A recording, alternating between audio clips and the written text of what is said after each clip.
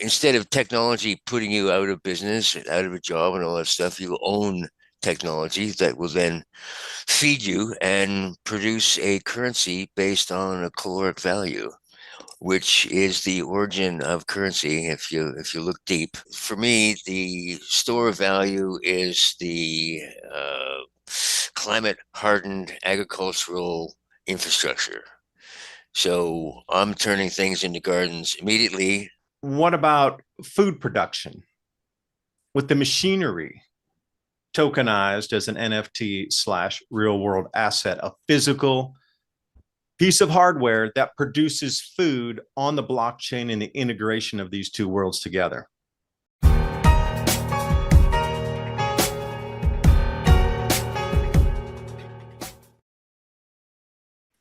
Good afternoon, everyone. I have something very exciting, very special to show you about food production. I've been talking about this grand solar minimum, jet streams going out of flows, reduced food production, and this is the thing that upsets our civilization, society, every single cycle that returns. But there's always going to be a solution that we need, and I'm going to present one to you right here today. Now, we have heard real world assets and NFTs. Now, what about a combination of them for food growing? Now, RWA's real world assets, so far, you hear about BlackRock, these guys talking about it. They want to tokenize real estate and commodities, government bonds, intellectual property. And you always hear this again and again. What about food production with the machinery tokenized as an NFT slash real world asset, a physical piece of hardware that produces food on the blockchain and the integration of these two worlds together? None of these investment houses and bankers and brokers are talking about this. We're swinging it over into a completely different category where blockchain meets food production. And this is what I wanted to talk about today. The tokenization represents physical machinery of the food grown from Omega Garden's volksgarden food production system. And Ted Marchildon, the inventor, I've had him on a couple of interviews before, fill us in on what the project entails, why the movement over to the digitization aspect of it, blending these two worlds where they coexist now. But now we're taking hardware to produce food available on the blockchain. And this is a new project that's launching on Cardano. So those of you out there in the Cardano community, please support us. Allow others to know that we are moving forward with this project. It is in play right now. We've already listed through EndMaker. The addresses are available, and we're going to take a look at the machinery, how the food's grown in it, and then what happens with that produce? How can that be used and return on value for that? So Ted, I'll allow you to, jump in with this tangible asset and food production, food growing. And this takes us into a whole new realm of what was cryptocurrency in true practice now, the real use of it. Bitcoin was used for peer-to-peer transactions, but it seems that the entire bigs in the community and finances, they're overtaking this. But blockchain was really used for peer-to-peer. And I do believe we can accomplish that with the food production. And just walk us through it, like say, 30,000 foot view. What's the project about? Why'd you launch on Cardano? What can people expect if they purchase an NFT in this RWA class that we are moving into for food production? And I think my introduction is too long, but thanks for staying with me through that. So Ted, floor's yours. Well, thanks, David. Pleasure being here. So the company Omega Garden has been around since 1999. We produce rotary gardens. So it's a slow motion cylinder that houses rows of plants that slowly orbiting the light in the center, and it waters when the plants get to the bottom. There's a simple watering tray there. This configuration has several benefits. It optimizes your space and your light to growing surface area ratio. So the NFT represents ownership of one of these gardens that is then operated for you in a thing we call the farm dominium. It's like condominium without the con, I like to say. And so the idea there that you'll be able to instead of technology putting you out of business, out of a job, and all that stuff, you own technology that will then feed you and produce a currency based on a caloric value, which is the origin of currency. If you look deep, gold and silver coins had somebody's face on one side and a sprig of wheat on the other side.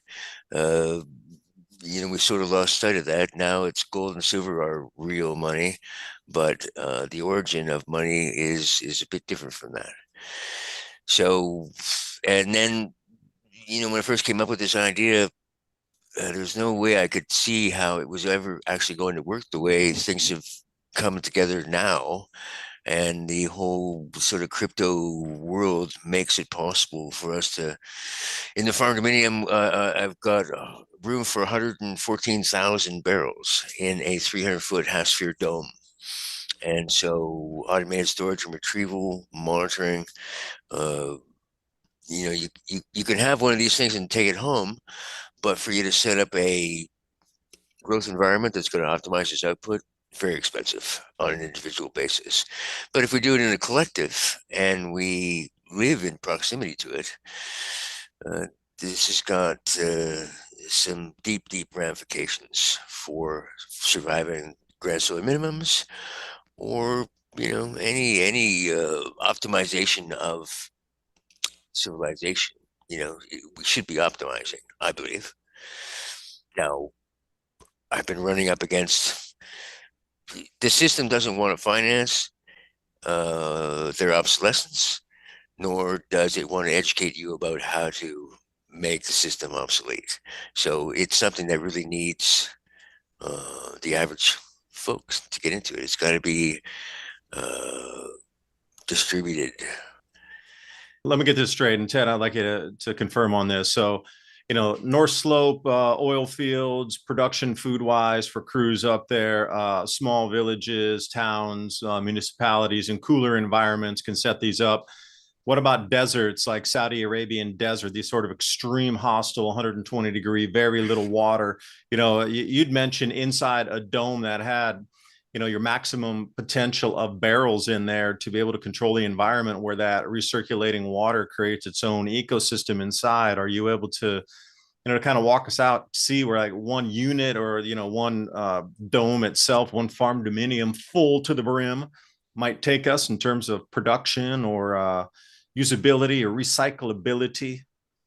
The colder climate is probably easier to operate in just because you're producing heat, you've got waste heat from the lighting. So in the desert, might be a little more difficult. So you might want to be like under the sand, you know.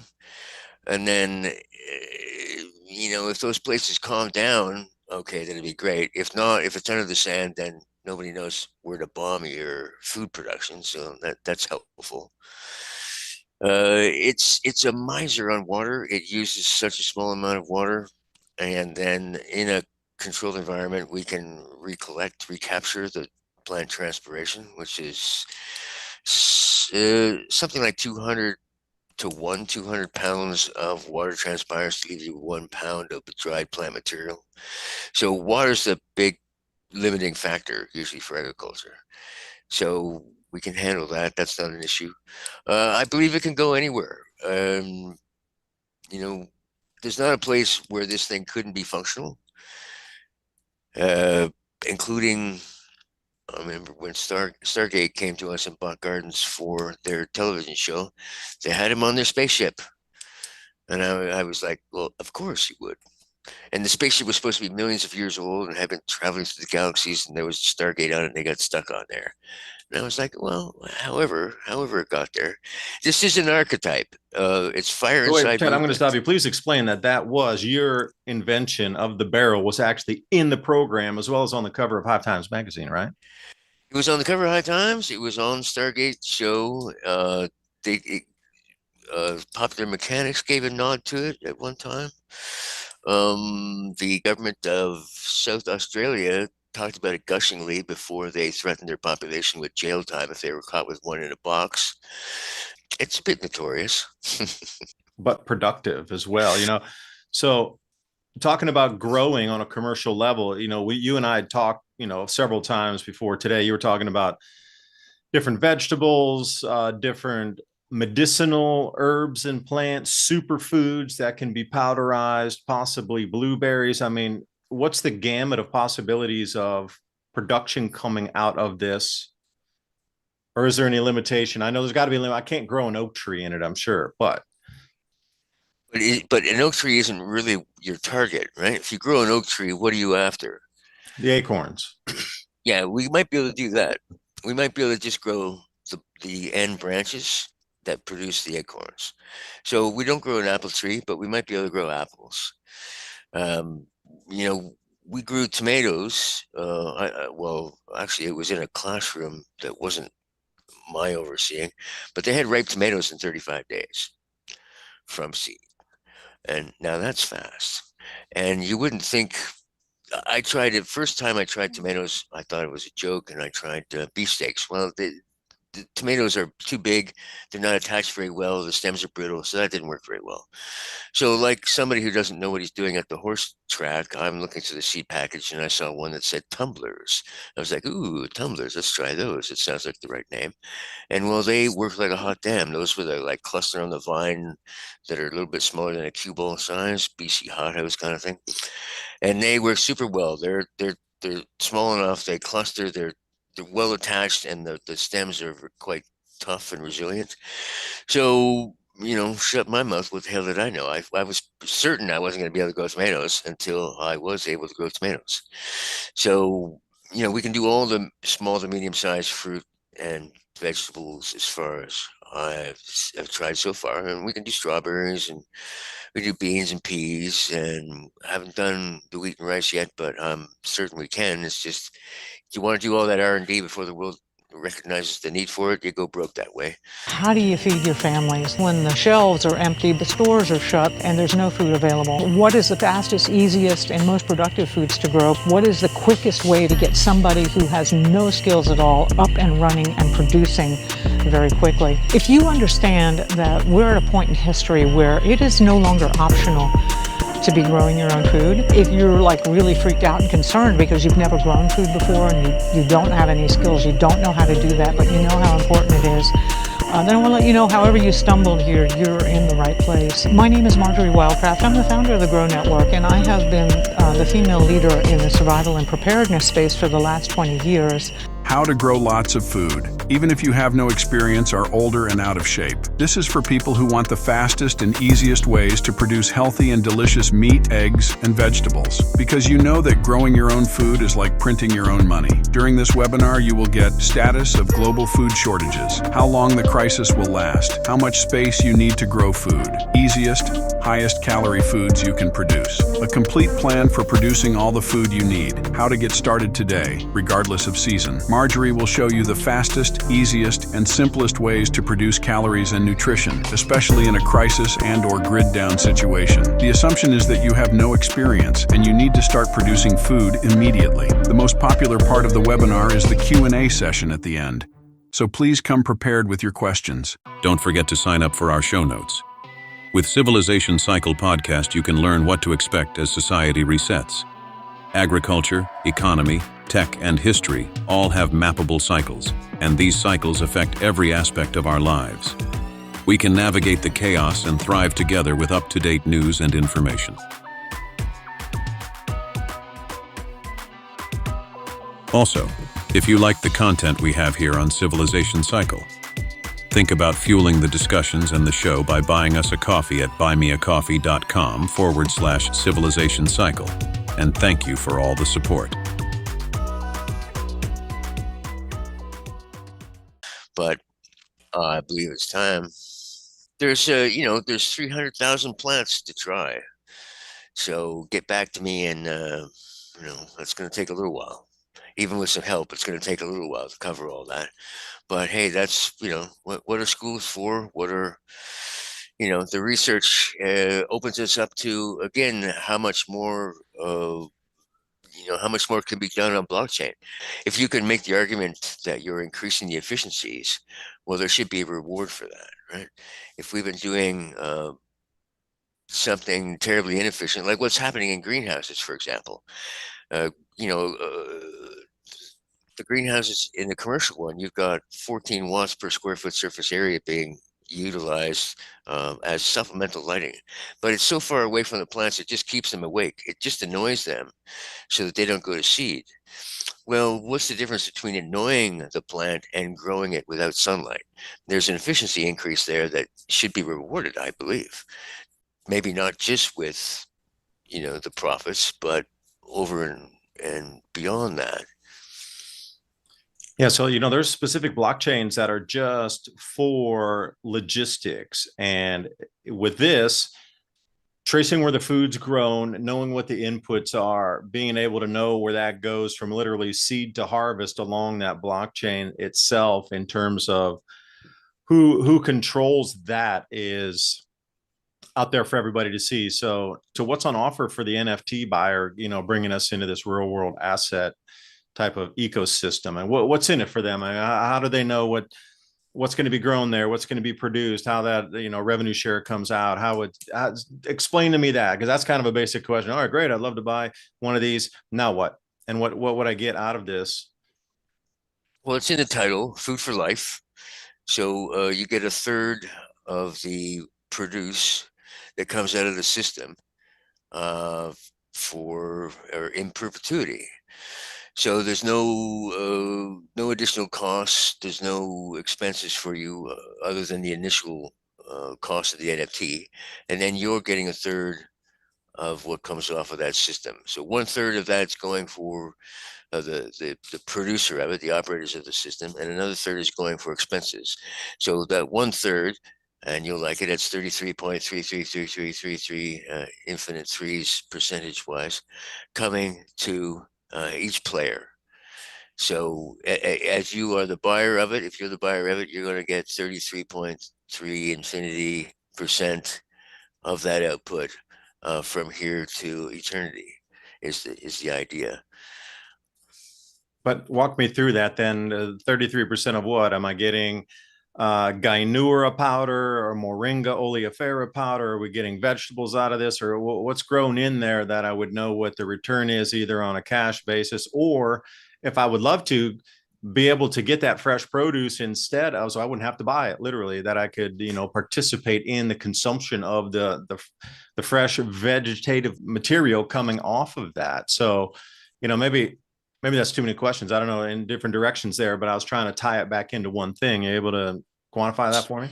Sure. Well, if you're in proximity, that you can take the food that's produced from it. And, we're going to have a wide variety of things that are produced from it. But let's say you're somewhere else in the world and you want to support it, then we'll want to pay that off in the same crypto that you buy in with.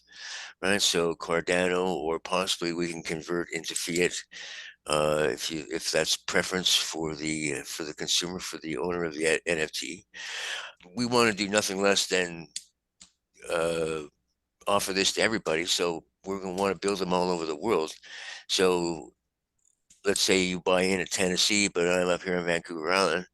Well, when we start building them in your neighborhood, then you can basically repatriate, or I don't know if you call it repatriating, but you could certainly relocate the ownership of the garden to your hood, so that then you can then accept the produce that's coming out of it. And there are some things that we have to map out that we haven't quite figured out. Like I said, with this 300,000 things to test to figure out what's going to grow in there and what's not going to grow in there. But I'll tell you, what does grow in there grows way faster and tastes better. There's something about the stress. The stress makes it grow faster, but it also increases bioflavonoid production. Back in the day when we were on the cover of High Times, rumor is that the cannabis that was grown in it was quite a bit more, should we say, functional. The medical ingredients were more highly expressed because of the rotational stress, is what I think was the issue. I couldn't really get any scientists at the time that wanted to actually test it. Everybody was kind of hands off because it was a bit of a hot potato, right? And as I get older, I realize, it was more about growing food that they wanted to. They didn't want the people having such efficient systems. Seemed to be the point, especially when the government of South Australia made it illegal. They made it very clear that this was the best thing since sliced bread, and we're going to put you in prison if we find you with one. So my Well, partner didn't like that, but I thought it was a bit of a feather in the cap. that's where the transfer of ownership comes in with the, on the blockchain. It doesn't matter. Like gold, they do a lot. If you're looking at like Pax Gold, you can transfer ownership of actual physical gold, and it doesn't. That's the greatest thing. It's continental dependent wise. So if you're in Australia, you can claim. If you're in the United States, you can claim. I mean, it's dependent of where you are, but the NFT is transferable. Walk us through a roadmap of timelines here that might be expected in terms of, from here where we begin, and how does this roll us out through the next 6 months or a year? Because you've spoken with a fair few people that are, well, let's say heavy hitters in the finance world slash innovation world that believe in an innovative devices that possibly will change the world as we know it in terms of efficiencies, gains, production. He'd mentioned a shipping container, 53-foot, that you'd kit it out with these full rolling barrels to end up and go into disaster relief situations. And then second one, from your perspective, this alignment that you and I have talked about this, we've had some incredible conversations about nothing to be bought up and shelved. This needs to go out to be used in humanity. And that's what this alignment is. If you're there just for pure profit and you can explain it better than I, the way you're eloquent to explain it with your vision of the type of people that would be most symbiotic with this project here with Volksgarden FoodForLife on Cardano blockchain with the NFT and the real world asset class. So Let me just hit on the I'm thinking about the timeline on that NFT. I've got that it's actually starts to pay you out. It's live within 6 months of you buying it. because no, So I'm going to interrupt. You're purchasing machinery almost instantly as funds come in, and you're extracting those because you don't want to lose value in either fiat currency holding or whatnot. But you want to take that out, purchase your equipment, and get it moving as fast as you can. Almost, on another couple of days after that. Is that correct? that's absolutely it. For me, the store of value is the climate hardened agricultural infrastructure. So I'm turning things into gardens immediately. The first place where we're setting up here is a couple of stone throws from where I am. We've got access to a 100-acre plot. I've got like 6 trade tickets there. I've got cranes, earth movers, all this stuff. It's agricultural land reserve, so we can fabricate and set up farming on this 100 acres. So yeah, I mean that's the thing that I'm trusting in is the technology. So I'm converting everything as fast as I can into that and putting that stuff to work as fast as possible. So, and I think the 6 months, I'm giving myself idiot time. I always make your best calculations, and then times are divided by three, whichever does not benefit you, and you run with that. So I'm hopefully I'm going to outperform the promises that I'm making on the NFT, and we'll be running instantly with it. So and I've been this is a 30 year project that it's probably going to be this overnight sensation 30 years in the making. So, but everything's about timing, right? We couldn't do it before these things that are aligning to happen that are happening now. I mean, I won't go into all the details of it, The but alignment and vision of persons who are participating, even at the institutional level, all the way down to individuals themselves, that alignment needs to go congruous through. well, added to that, the idea that farming is getting its ass handed to it, through grassroots minimums, through government, through nefarious characters. How many places been burned down in the last few years, So it's a pretty weird world that we're living in at the moment, and that we can set things into something that makes a bit more sense, like something that's human centric. This third that you're So talking about of production off of the barrels themselves or the project, if you're an owner of a piece of equipment, tell me about that. Like walk me through. Okay, I want my third. I love it. Just okay, I'm just a general guy, man. I love the support. I support the project. Love the idea. This is awesome. Technology meets food production meets blockchain. But I would like to cash out, or I would actually like to take my 1/3, and I don't want to cash out. I want to re-roll it and reinvest back into the. There's multiple streets here that we're going to move down in ways that people can operate in the ecosystem. So I guess the most general one would be like, okay, I want to get my third of whatever produce in fiat or in stablecoin issuance, or I would like to take my third in the actual produce, or I would like to uh, transfer that to somebody else, or maybe a fourth. I would like to use that what I could have and roll back in on another investment and get another barrel into that program there. So I mean, can you scoot me down those streets? Another easy yes or no question here. Go Okay. with it. I love the way you answer these things. This is what people are interested in. Because like the only reason I ask you that is you triggered that thought of what is at the base human emotion level, or what are most humans thinking about in terms of, oh, XYZ, it'll be something with, because we're forced into it, money these days, or some sort of acquisition or some sort of, asset for a better term. So that's why I'm asking you these questions. Now, we're not going to grow 114 barrels of lettuce, 114,000 barrels of lettuce. So we're going to have a variety of things. So if you are close enough to be able to collect stuff, then it won't be just from your barrel. Because in the barrels, we monoculture the barrels. You don't want to be growing tomatoes and lettuce in the same barrel. That just gets all messy. So we'll figure out a way that you can roll it back into the system if you don't want to take that and you want that to roll back in so that you end up with more gardens, or we're going to be opening this up into a real estate thing before very long. The dome houses the gardens, and then surrounding the dome is the thing we call the habitat ring, which is kind of like a native longhouse, only it's in a loop, so it's an endless house, right? And you need processing, and you need all this kind of stuff around the dome anyway. So this I look at it like a modern version of a moat and bailey. If you Google moat and bailey castle structures, you'll see, if you're colonizing an area and you're moving in, you dig a big moat, a big round moat. You put the dirt on the inside that gives you the high ground that becomes your defensive structure.